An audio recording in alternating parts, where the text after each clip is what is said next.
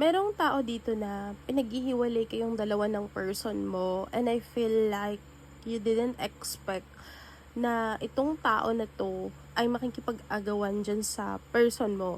Puwede kasing ikaw yung third party or puwedeng nauna siya sa'yo. Well, in fact, ikaw naman yung mahal. Regardless kung sino pang nauna sa inyo, itong tao na iniisip ka ngayon, meron kang kahati dito. Meron kang kaagaw sa kanya. So, meron ka ditong Page of Swords. Page of Swords, it signifies clarity and revelation.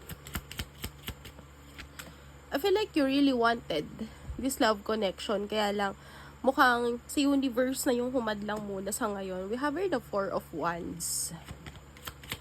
You didn't expect na meron pa pala siyang tinatago ditong sikreto sa'yo. Five of Swords.